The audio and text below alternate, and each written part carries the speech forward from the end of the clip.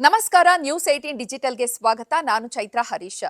ಗೌರಿ ಗಣೇಶ ಹಬ್ಬ, ಈದ್ ಮಿಲಾದ್ ಮೆರವಣಿಗೆ ಮತ್ತು ಸಾರ್ವಜನಿಕ ಸಮಾರಂಭಗಳಲ್ಲಿ ಡಿಜೆ ಮತ್ತು ಧ್ವನಿವರ್ಧಕಗಳ ಬಳಕೆಯನ್ನ ನಿಷೇಧಿಸಿ ಬೆಂಗಳೂರು ನಗರ ಪೊಲೀಸರು ಹೊರಡಿಸಿದಂತಹ ಸುತ್ತೋಲೆಯನ್ನ ಪ್ರಶ್ನಿಸಿ ಹೈಕೋರ್ಟ್ಗೆ ಅರ್ಜಿಯನ್ನ ಸಲ್ಲಿಕೆ ಮಾಡಲಾಗಿತ್ತು. ವಾದ ಪ್ರತಿವಾದವನ್ನ ಆಲಿಸಿದಂತಹ ಹೈಕೋರ್ಟ್ ಈ ಅರ್ಜಿಯನ್ನ ವಜಾಗೊಳಿಸಿದೆ. ಹೈಕೋರ್ಟ್ನಲ್ಲಿ ಏನೆಲ್ಲ ವಾದ ಪ್ರತಿವಾದ ಆಯಿತು ಮತ್ತು ಸಾರ್ವಜನಿಕ ಗಣೇಶ ಪ್ರತಿಷ್ಠಾಪನೆಗೆ ಪೊಲೀಸರು ಹಾಕಿರುವಂತಹ ಷರತ್ತುಗಳೇನು, ಈ ಎಲ್ಲದರ ಕುರಿತು ಸಂಪೂರ್ಣ ಮಾಹಿತಿಯನ್ನ ಇವತ್ತಿನ ಡಿಜಿಟಲ್ ಕಂಟೆಂಟ್ ನಲ್ಲಿ ನೋಡ್ತಾ ಹೋಗೋಣ. ನೀವಿನ್ನು ನ್ಯೂಸ್ 18 ಸಬ್ಸ್ಕ್ರೈಬ್ ಮಾಡಿಲ್ಲ ಅಂದ್ರೆ ಲೈಕ್ ಮಾಡಿ, ಶೇರ್ ಮಾಡಿ, ಸಬ್ಸ್ಕ್ರೈಬ್ ಮಾಡಿ. ಬೆಂಗಳೂರು ಪಶ್ಚಿಮ ವಿಭಾಗದ ಜಂಟಿ ಆಯುಕ್ತರು ಆಗಸ್ಟ್ 14ರಂದು ಹೊರಡಿಸಿದಂತಹ ಸುತ್ತೋಲೆಯನ್ನ ಪ್ರಶ್ನಿಸಿ ಕರ್ನಾಟಕ ಲಘು ಸಂಗೀತ ಮತ್ತು ಸಾಂಸ್ಕೃತಿಕ ಕಲಾವಿದರ ಸಂಘಟನೆಯ ಪದಾಧಿಕಾರಿಗಳು ಸಲ್ಲಿಸಿದಂತಹ ಅರ್ಜಿ ವಿಚಾರಣೆಯನ್ನ ಹೈಕೋರ್ಟ್ ನಡೆಸುತ್ತೆ. ಗೌರಿ ಗಣೇಶ ಹಬ್ಬ ಇರಲಿ, ಈದ್ ಮಿಲಾದ್ ಮೆರವಣಿಗೆ ಇರಲಿ ಅಥವಾ ಸಾರ್ವಜನಿಕ ಸಮಾರಂಭಗಳಿರಲಿ, ಅಲ್ಲೆಲ್ಲೂ ಕೂಡ ಡಿಜೆ ಮತ್ತೆ ಧ್ವನಿವರ್ಧಕಗಳನ್ನ ಬಳಸಬಾರದು ಅಂತ ಹೇಳಿ ನಿಷೇಧವನ್ನ ಹೇರಲಾಗಿತ್ತು. ಬೆಂಗಳೂರು ಪಶ್ಚಿಮ ವಿಭಾಗದ ಜಂಟಿ ಆಯುಕ್ತರು ಆಗಸ್ಟ್ 14ರಂದು ಸುತ್ತೋಲೆಯನ್ನ ಹೊರಡಿಸಿದ್ರು. ಈ ಸುತ್ತೋಲೆಯನ್ನ ಪ್ರಶ್ನಿಸಿ ಕರ್ನಾಟಕ ಲಘು ಸಂಗೀತ ಮತ್ತು ಸಾಂಸ್ಕೃತಿಕ ಕಲಾವಿದರ ಸಂಘಟನೆಯ ಪದಾಧಿಕಾರಿಗಳು ಅರ್ಜಿಯನ್ನ ಸಲ್ಲಿಕೆ ಮಾಡಿದ್ರು ಹೈಕೋರ್ಟ್ಗೆ. ಮುಖ್ಯ ನ್ಯಾಯಮೂರ್ತಿ ವಿಭು ಬಕ್ರು ಮತ್ತು ನ್ಯಾಯಾಧೀಶರಾದಂತಹ ಸಿಎಂ ಜೋಶಿ ಅವರಿದ್ದಂತಹ ವಿಭಾಗೀಯ ಪೀಠ ಈ ಅರ್ಜಿಯನ್ನ ವಜಾಗೊಳಿಸಿ ಆದೇಶವನ್ನ ಹೊರಡಿಸಿದೆ. ಅರ್ಜಿದಾರರ ಪರ ವಕೀಲರು ಹೈಕೋರ್ಟ್ನಲ್ಲಿ ಹೇಳಿದ್ದೇನು ಅಂತ ಅಂದ್ರೆ, ಈ ಡಿಜೆ ಮತ್ತು ಧ್ವನಿವರ್ಧಕಗಳನ್ನ ಸಾರ್ವಜನಿಕ ಸಮಾರಂಭಗಳಲ್ಲಿ ಸಂಪೂರ್ಣವಾಗಿ ನಿಷೇಧವನ್ನ ಮಾಡಿರುವಂತದ್ದು ಸಂವಿಧಾನದಲ್ಲಿ ಏನು ನಮಗೆ ವ್ಯವಹಾರ ಮಾಡುವಂತಹ ಮೂಲಭೂತ ಹಕ್ಕೇನಿದೆ ಇದರ ಉಲ್ಲಂಘನೆ ಆಗುತ್ತೆ. ಈ ಧ್ವನಿವರ್ಧಕಗಳನ್ನ ಉತ್ಪಾದನೆ ಮಾಡೋದಕ್ಕೆ, ಮಾರಾಟವನ್ನ ಮಾಡೋದಕ್ಕೆ ಅವಕಾಶ ಇದೆ, ಆದ್ರೆ ಈ ಧ್ವನಿವರ್ಧಕಗಳ ಬಳಕೆಗೆ ಅವಕಾಶ ಇಲ್ಲ ಅನ್ನುವಂಥದ್ದು ಸರಿಯಲ್ಲ ಅಂತ ಈ ಅರ್ಜಿದಾರರ ಪರ ವಕೀಲರು ವಾದವನ್ನ ಮಾಡ್ತಾರೆ.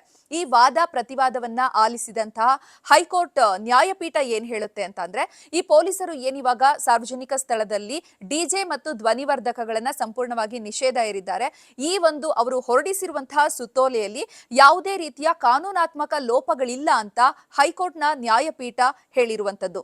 ಜೊತೆಗೆ ಪೊಲೀಸರ ಆದೇಶದ ಪ್ರಕಾರ ವಸತಿ ಪ್ರದೇಶದಲ್ಲಿ ಶಬ್ದದ ಪ್ರಮಾಣ ಹಗಲಿನ ವೇಳೆ 55 ಡಿಸಿಬಲ್ ಮತ್ತು ರಾತ್ರಿ ವೇಳೆ 45 ಡಿಸಿಬಲ್ ಮೀರದಂತೆ ಇರಬೇಕು. ಆದ್ದರಿಂದ ಸಾರ್ವಜನಿಕ ಸ್ಥಳದಲ್ಲಿ ಡಿಜೆ ಮತ್ತು ಸೌಂಡ್ ಸಿಸ್ಟಮ್ ಬಳಸೋದಕ್ಕೆ ಅನುಮತಿಯನ್ನ ನೀಡುವುದು ಈ ನ್ಯಾಯಾಲಯಕ್ಕೆ ಕಷ್ಟ ಆಗುತ್ತೆ ಅಂತ ನ್ಯಾಯಪೀಠ ಅಭಿಪ್ರಾಯವನ್ನ ಪಟ್ಟಿದೆ.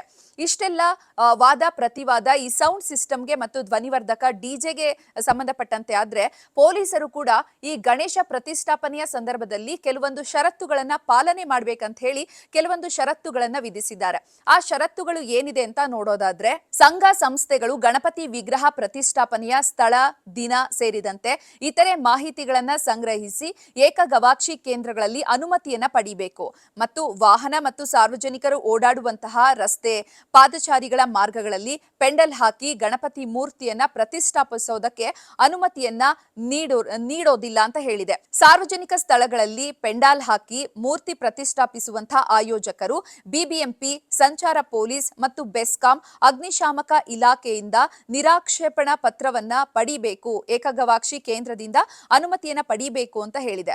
ಮತ್ತು ಧ್ವನಿವರ್ಧಕಗಳ ಬಳಕೆಗೆ ಬೆಳಿಗ್ಗೆ 6ರಿಂದ ರಾತ್ರಿ 10ರವರೆಗೆ ಮಾತ್ರ ಅವಕಾಶವನ್ನ ನೀಡಿದ್ದಾರೆ. ರಾತ್ರಿ 10ರಿಂದ ಬೆಳಿಗ್ಗೆ 6ರ ಅವಧಿಯಲ್ಲಿ ಧ್ವನಿವರ್ಧಕಗಳನ್ನ ಬಳಸೋರ ವಿರುದ್ಧ ಕಾನೂನು ಕ್ರಮವನ್ನ ಕೈಗೊಳ್ಳಲಾಗುತ್ತೆ. ಸಾರ್ವಜನಿಕರಿಗೆ ತೊಂದರೆ ಆಗದೆ ಇರೋ ರೀತಿಯಲ್ಲಿ ರಾತ್ರಿ 10ರಿಂದ ನಂತರ ರಾತ್ರಿ 10 ಗಂಟೆ ಆದ್ಮೇಲೆ ಪಟಾಕಿಯನ್ನ ಕೂಡ ಸಿಡಿಸೋ ಹಾಗಿಲ್ಲ. ಇನ್ನು ಉತ್ಸವ ಆಚರಣೆಗೆ ಸಂಘ ಸಂಸ್ಥೆಗಳ ಹೆಸರಲ್ಲಿ ಬಲವಂತವಾಗಿ ಹಣ ವಸೂಲಿ ಮಾಡೋರ ಮಾಹಿತಿಯನ್ನು ಕೂಡ ಸಂಗ್ರಹಿಸಿ ತಕ್ಷಣವೇ ಕ್ರಮವನ್ನ ಕೈಗೊಳ್ಳಲಾಗುತ್ತೆ. ಮತ್ತು ಗಣಪತಿ ಉತ್ಸವಕ್ಕೆ ಹಣ ಕೇಳುವಂತಹ ನೆಪದಲ್ಲಿ ದರೋಡೆಕೋರರು ಮನೆಗೆ ನುಗ್ಗುವಂತಹ ಸಾಧ್ಯತೆಗಳಿದ್ದು ಸಾರ್ವಜನಿಕರು ಬಹಳ ಎಚ್ಚರಿಕೆಯಿಂದ ಇರಬೇಕು ಅಂತ ಹೇಳಿದ್ದಾರೆ ಪೊಲೀಸರು.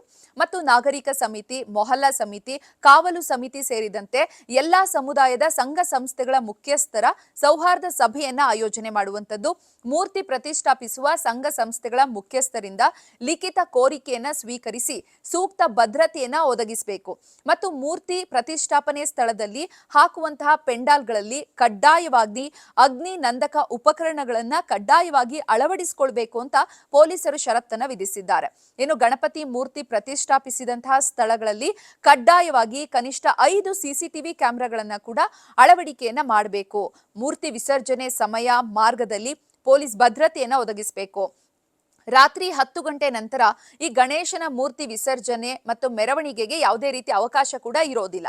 ಮೆರವಣಿಗೆ ಮಾರ್ಗ ಮತ್ತು ಅಕ್ಕಪಕ್ಕದ ರಸ್ತೆಗಳಲ್ಲಿ ವಿಡಿಯೋಗ್ರಫಿ ಮೂಲಕ ಆಗು ಹೋಗುಗಳನ್ನ ಪೊಲೀಸರು ಚಿತ್ರೀಕರಣವನ್ನ ಮಾಡ್ತಾರೆ ಮತ್ತು ಆಯೋಜಕರಿಂದ ಸಾಮೂಹಿಕ ಗಣೇಶೋತ್ಸವ ಮೆರವಣಿಗೆ ಮತ್ತು ವಿಸರ್ಜನೆ ಮಾಹಿತಿಯನ್ನ ಪಡೆದು 5 ದಿನಗಳ ಮೊದಲೇ ಭದ್ರತೆಗೆ ಬೇಕಾಗುವಂತಹ ಸಿಬ್ಬಂದಿಯ ವಿವರವನ್ನ ಪಡೆದು ಅದನ್ನ ನಿಯೋಜಿಸಲಾಗುವುದು ಅಂತ ಹೇಳಿ ಪೊಲೀಸರು ತಮ್ಮ ಷರತ್ತುಗಳಲ್ಲಿ ಹೇಳಿದ್ದಾರೆ. ಈ ರೀತಿಯಾಗಿ ಸಾರ್ವಜನಿಕ ಗಣೇಶ ಪ್ರತಿಷ್ಠಾಪನೆಯನ್ನ ಮಾಡೋದಕ್ಕೆ ಪೊಲೀಸರು ಹಲವಾರು ಷರತ್ತುಗಳನ್ನ ವಿಧಿಸಿದ್ದಾರೆ.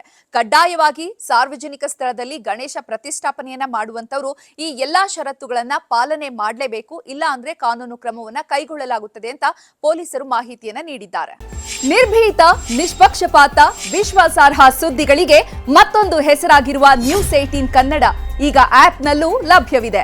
ದಯವಿಟ್ಟು ಇಲ್ಲಿರುವ QR ಕೋಡ್ ಅನ್ನು ಸ್ಕ್ಯಾನ್ ಮಾಡಿಕೊಂಡು ಆಪ್ ಡೌನ್ಲೋಡ್ ಮಾಡೋದಕ್ಕೆ ಮರಿಬೇಡಿ. ನಿಮ್ಮ ಬೆಂಬಲ ಹೀಗೆ ಸದಾ ನಮ್ಮೊಂದಿಗಿರಲಿ. ಧನ್ಯವಾದ.